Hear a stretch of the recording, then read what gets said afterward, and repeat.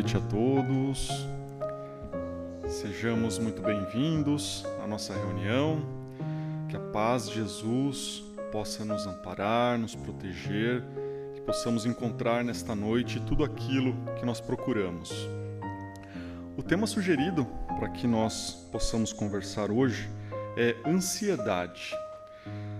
Só que é preciso contextualizarmos o tema, porque de forma alguma nós pretendemos cultivar essa prosa aqui com base em conhecimentos da área médica ou da área da psicologia, até porque nos falta qualquer tipo de base para falar a respeito desse tema tão importante sobre esses aspectos. O tema também nos será conversado sobre o aspecto de alguém como eu que é ansioso. De forma alguma. A intenção é que a gente possa trazer aqui algumas reflexões a respeito desse tema à luz da doutrina dos Espíritos, à luz dos ensinamentos de Nosso Senhor Jesus Cristo, para que possamos ter uma maior possibilidade de compreensão a respeito dessa questão. Todos nós, acredito, em algum momento da vida, passamos por algum tipo de situação envolvendo a ansiedade. Nós sabemos muito bem o que é esse sentimento, ou essa sensação, ou essa impressão. E não querendo desanimar, mas pelos relatos dos livros espíritas, a ansiedade nos acompanha até mesmo depois do nosso desencarne. Nós vemos, por exemplo, lá no livro Nosso Lar, quem leu deve se recordar, ou quem viu o filme também pode se recordar, que o André Luiz permaneceu por 8 anos no umbral, até que ele foi socorrido e passou a habitar a colônia Nosso Lar. E nesse período de 8 anos terrestres, muita coisa aconteceu. E ele nutria uma ansiedade muito grande de ver a família dele, de voltar ao plano da terra, a casa dele, para saber como estavam a esposa, os filhos, como que a sorte deles se deu após o desencarne. E até curioso, principalmente quem lê o livro, que ele insiste muito, ele se mostra muito ansioso querendo vir, e sempre os espíritos próximos, mais esclarecidos, diziam para ele, olha, não é o momento, não é a hora. Então, na hora certa, ele teve a oportunidade de ver o que se passou e entender o porquê que antes ele não tinha essa condição. Mas quem ficou curioso, lê o livro, procura o filme para saber por que ele não pôde antes. Mas o que eu gostaria de destacar é a ansiedade do André Luiz, a ansiedade que ele nutria de saber o que se passava com os familiares dele no nosso plano. Né? Então, para ser uma prova para nós de que não adianta, né? A ansiedade vai nos acompanhar por onde nós estivermos caminhando. E também é curioso que a ansiedade recebeu, nos dias atuais, uma designação tanto quanto carinhosa, entre aspas. Ela é conhecida nos dias atuais como o mal do século XXI. Talvez porque, de fato, nós vemos aí disseminada por todos os cantos, por onde percorramos. Mas é preciso que lembremos que, desde o momento em que nós adquirimos a nossa consciência no plano do progresso da nossa evolução, desde o momento que nós adquirimos a possibilidade de nos entendermos como individualidades e passamos a nutrir condições de conjecturar o futuro, de entender que nós temos um amanhã, a partir daí, nós já passamos a conviver com a ansiedade. Não temos dúvidas que sempre que nós saibamos que existe o minuto seguinte, que existe a esquina seguinte, que existe o dia seguinte, a situação seguinte, nós passamos a conviver com algo chamado dúvida, incerteza, né? Que nos permeia e nos coloca uma interrogação, no sentido de que o que será que está por vir, o que será que vai acontecer. Então, é muito natural que nós convivamos com a ansiedade. E até um tanto normal que esse sentimento chegue até nós, até porque, a partir do momento que nós estamos diante de uma dúvida, diante de uma incerteza, nós passamos a conciliar dois cenários. O primeiro é o cenário de uma realidade que nós projetamos para o futuro, que nós imaginamos aquilo que pode vir a acontecer. E o outro cenário é aquele da nossa vida real, que nós estamos vivendo no presente, no aqui e agora.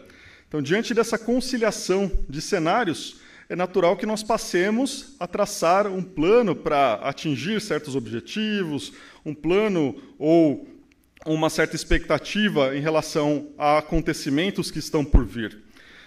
Então, podemos dizer que conviver com uma certa dose de ansiedade não só é normal, mas é também importante. Porque a partir do momento que nós temos uma dúvida a respeito do porvir, nós passamos a analisá-lo em bases mais seguras.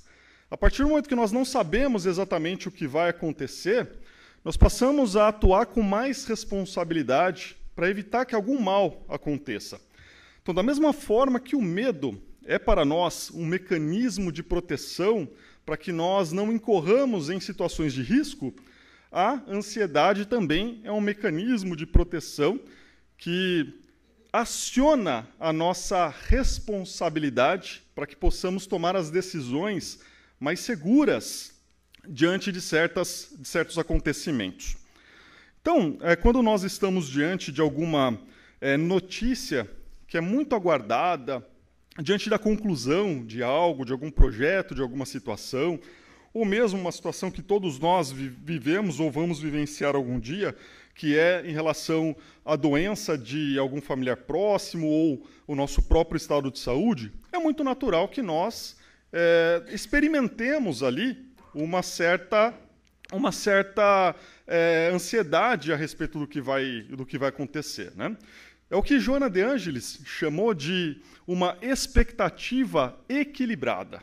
Então, o que é uma expectativa equilibrada? Que nós sabemos que estamos diante de um desafio, diante de uma situação incerta, porém, ainda assim procuramos manter o nosso equilíbrio, procuramos controlar e dosar o nosso grau de expectativa com relação a esse acontecimento futuro. O contrário também pode acontecer e é o ponto indesejável. Quando essa ansiedade ela toma proporções tais que foge do nosso controle. Aí a situação imaginada, a situação projetada, ela acaba tomando um corpo muito mais vivo, talvez até do que ele realmente tenha. E isso pode nos trazer problemas, porque acaba prejudicando a nossa percepção da realidade atual. E nesse momento nós podemos correr o risco de tomar decisões que se mostrem no futuro equivocadas, precipitadas e que a gente possa vir a se arrepender.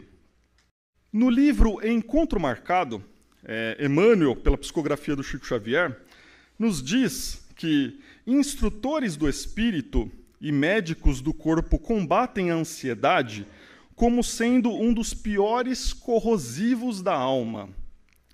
Olha a percepção que o Emmanuel nos traz, como a ansiedade sendo um dos piores corrosivos da alma. Justamente porque, a partir do momento em que a ansiedade se apresenta em nossa vida de maneira desequilibrada, é como se as faculdades da nossa alma estivessem inibidas de surtirem os seus efeitos, de se manifestar, melhor dizendo. Justamente porque esse quadro de ansiedade acaba tirando a nossa capacidade de discernir, ou seja, a nossa capacidade de interpretar a ocorrência dos fatos conforme eles estão se dando e faz com que nós tenhamos uma interpretação do futuro provavelmente equivocada. E isso prejudica as nossas decisões, aquilo que nós comentamos. A partir do momento que nós nutrimos esse comportamento ansioso de maneira desmedida, é muito provável que nós passemos a correr o risco de nos precipitarmos. Então, por essa razão, as faculdades da nossa alma ficam inibidas de se manifestarem. Toda a potencialidade que nós carregamos em termos de equilíbrio, em termos de tomada de decisão, em termos de experiências anteriores que estão arquivadas, acaba não se manifestando em razão dessa confusão mental ocorrida em virtude dessa falta de controle na administração da ansiedade. E Emmanuel nos diz ainda que a ansiedade é como uma nuvem da imaginação que nos atormenta sem proveito. E realmente, se nós formos parar para analisar, naqueles momentos em que nós estamos demasiadamente ansiosos, e que a gente é tomado por uma grande confusão a respeito do que vai se dar, um grande receio a respeito de tudo aquilo que pode ocorrer, nós acabamos nos atormentando de maneira sem qualquer tipo de proveito, porque, afinal de contas, toda aquela situação imaginada que nós construímos em nossa mente, em nada nos auxilia na solução do problema real. Muito ao contrário, acaba tomando apenas a nossa energia, a nossa atenção, tirando o nosso foco para aquilo que de fato que é importante, que é a solução daquela circunstância que nos incomoda ou a manutenção da calma para que possamos enfrentar a situação difícil que está por vir. E aí conclui o Emmanuel dizendo assim que a ansiedade ameaça a organização emotiva. Então, a partir do momento que nós nos deixamos tomar por esse sentimento de ansiedade, assim, podemos assim dizer, toda a nossa capacidade emotiva acaba se desequilibrando. Porque quando imaginamos uma cena, quando nós vivenciamos algo que nos traz preocupação, nós, de maneira muito viva, acabamos sentindo aquilo que nós estamos pensando, acabamos nos envolvendo emocionalmente com relação àquilo que nós estamos pensando, deixando, mais uma vez, todas as nossas energias em acontecimentos que são, por hora, apenas imaginários, que podem nem vir a ocorrer. Então, pintamos um quadro, às vezes até nebuloso, difícil, a respeito de certas ocorrências, mas que, no fim das contas, de repente, tudo se resolve de uma maneira inesperada e de modo muito melhor do que da maneira como nós imaginamos. Mas talvez a gente pode entender por que hoje a ansiedade é considerada o mal do século, o mal do século XXI. Se a gente for analisar os hábitos que nós somos convidados a cultivar, o tipo de vida que nós temos, as nossas expectativas diante da vida, nós vamos começar a perceber que a ansiedade ela está realmente muito próxima, né, do nosso cotidiano. Talvez até por dois grandes motivos, ou dois principais motivos. O primeiro deles é em relação a uma grande expectativa com relação ao futuro que nós nutrimos, uma grande preocupação com relação ao que vai acontecer no futuro. E uma outra justificativa pode ser uma exacerbada concorrência pela sobrevivência que nós todos estamos enfrentando. E podemos dizer que não se trata de uma concorrência pela sobrevivência apenas no campo da matéria, no campo do trabalho, no campo do dinheiro, da construção patrimonial. Não só isso, mas uma competição entre todos nós em todos os sentidos da vida. Vemos hoje, por exemplo, uma disputa ansiosa por quem tem mais likes nas redes sociais, quando os nossos avós talvez mal conheceram a internet, mal conheceram essa dinâmica. Talvez a comparação deles era entre os vizinhos de janela, não é? Então é uma realidade muito diferente a que nós vivenciamos hoje, que nos leva a realmente nutrir esse comportamento mais ansioso, como forma de demonstrar muitas vezes que nós somos bem-sucedidos, que nós somos felizes, quando na verdade nada disso importa, porque o que é relevante é o mundo que nós construímos no nosso interior e não aquele que nós aparentamos para os que estão circundando a nossa convivência. Por isso que Joana de Ângeles traz aqui uma frase bem interessante, no sentido de que hoje predomina a insegurança no mundo emocional das criaturas. Se a gente for parar para fazer uma análise a respeito do projeto de vida de qualquer reencarnante, digamos assim, projeto de vida de qualquer um de nós, a gente pode trazer alguns exemplos, alguns mesmo, né, de situações que podem nos causar uma certa ansiedade. Acho que são situações, talvez não todas elas, que não são comuns a todos, mas a maioria delas é comum a todos, e certamente em algum momento da vida a gente vai vivenciar certas situações como essas. Então, a gente pode transformar essa análise de suas situações em perguntas, apenas exemplificando assim. Se nós temos hoje um trabalho, a gente, hora ou outra, acaba pensando, será que eu vou ser demitido? Será que eu vou perder os meus clientes? Se a gente está em busca de um trabalho, a gente pensa, será que eu vou conseguir esse trabalho? Aquele sentimento de ansiedade nos toma conta a respeito do que é incerto. Se nós estamos tendo a oportunidade de vivenciar um relacionamento, nós podemos nos perguntar, será que o nosso companheiro, a nossa companheira ainda nos ama? Vai continuar nos amando? Será que nós teremos condições de vivenciar novas experiências juntos? Ou quem está em busca de um relacionamento pode se perguntar, será que eu vou conseguir encontrar alguém para compartilhar as experiências da vida? Quem possui filhos pode ficar pensando, será que os meus filhos seguirão o caminho do bem? Ou será que vamos conseguir educar os nossos filhos? Né? Certamente, quem tem um companheiro, uma companheira, pode se perguntar, será que a prova da viuvez vai chegar quando na minha vida? Nós, graças a Deus, estamos aqui, lúcidos e saudáveis, podemos, sem saber, ter uma doença. E se a gente começar a pensar muito nisso, a gente começa a se preocupar, a entrar numa paranoia. E a velhice? Todos nós esperamos chegar na fase da velhice. Será que quando chegarmos lá, estaremos amparados, estaremos juntos das pessoas que nos amam, ou seremos abandonados? Será que teremos condições materiais de manter as nossas necessidades quando chegar essa época? Vejam que nós estamos aqui trazendo apenas algumas perguntas, até para não gerar um grau de ansiedade muito grande entre nós. Mas a lista pode ser muito mais extensa e muito mais personalizada também. Mas esses são fatos que corriqueiramente estão no entorno da atenção de todos nós que estamos vivenciando essa experiência reencarnatória.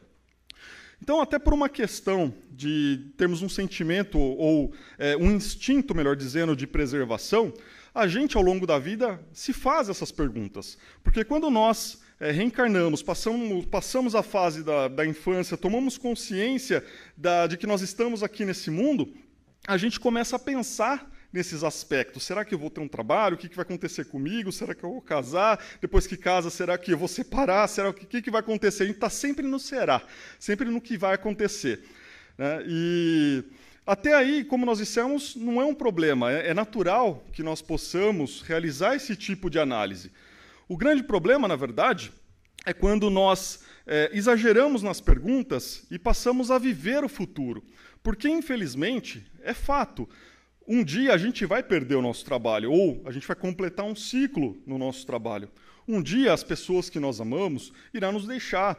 Um dia as companhias que nós temos serão desfeitas. Um dia o corpo saudável irá passar pela prova da doença, pela prova da dificuldade. Então são acontecimentos que são certos. Então, em tese, não era para que nós ficássemos ansiosos com todas essas ocorrências, que nós procurássemos aproveitar o presente para que nós pudéssemos aproveitar ainda melhor as oportunidades que nos chegam.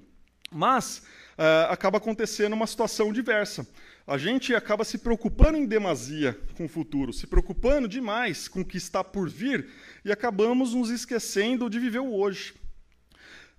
Inclusive, é curioso que a gente vê o pessoal da área médica, da área da psicologia falando que enquanto a depressão é um problema do passado, é um problema relacionado a traumas ocorridos no passado, a ansiedade é um problema do futuro. Né? O grande problema é a gente se imaginar nesse futuro, a gente entender que nós temos de, a partir das experiências de hoje, construir o futuro. Então, a gente acaba se vinculando demais lá na frente com as experiências que ainda estão por acontecer e a gente deixa de viver o agora. Inclusive, se a gente for pegar a palavra ansiedade e a gente fizer uma análise dela no idioma grego, a gente vai ver que a raiz da palavra vai recair em dividir. Então, como se a ansiedade fosse divisão. E se a gente for parar para pensar, mais ou menos isso que acontece mesmo. A ansiedade nada mais é do que dividir a atenção. Eu divido a minha atenção entre o que eu estou vivendo agora, entre a minha vida de hoje e entre a minha preocupação com o que vai acontecer. Então, ao invés, de repente, da gente aproveitar a experiência do trabalho, aproveitar todas aquelas dificuldades inerentes ao trabalho, as alegrias que o trabalho nos traz, a gente acaba, durante o trabalho, receoso de perdê-lo, receoso de, eventualmente, amanhã depois não agradar naquela tarefa, ou receoso em relação às minúcias e todas as questões que ocorrem no desenvolvimento do trabalho, que a gente pode achar que nós não somos capazes de realizar, né? E, ao contrário, quando nós temos a oportunidade de estarmos nutrindo uma relação com a nossa família, com a nossa companheira, o companheiro, com os filhos, a gente acaba pensando no trabalho, preocupado com o trabalho, né? Quando a gente está tentando nutrir hábitos saudáveis, vem a percepção de que a gente pode ficar doente, que a gente pode desencarnar. Então, a gente acaba dividindo a nossa atenção no que diz respeito àquilo que a gente está vivendo hoje e aquilo que vem para o futuro. E aí a gente acaba não aproveitando nenhuma experiência, nem outra. Eu acho que em algum momento da vida a gente acaba realmente vivenciando experiências assim, especialmente quando a gente está passando por fases muito determinantes, problemas que são realmente sérios, a gente acaba realmente dividindo as atenções. Mas o grande problema é que hoje a gente acaba sendo muito convidado, pelas circunstâncias do mundo atual, a realmente estar muito mais preocupados com o futuro do que vivenciar de fato as experiências do hoje. E aí, no livro Nos Domínios da Mediunidade, do André Luiz, psicografado pelo Chico, faz parte da coleção André Luiz, o livro, o instrutor Aulus nos traz aqui uma percepção muito interessante sobre a fixação mental. O processo de ansiedade, em última análise, especialmente aquele processo de ansiedade em desajuste, né, em desequilíbrio, faz com que nós cultivemos uma fixação mental com relação ao futuro e corramos o risco de começar até a supor que a nossa experiência de vida está lá. Então a gente começa a nutrir conclusões, comportamentos que são tomados com base naquilo que nós projetamos para o futuro.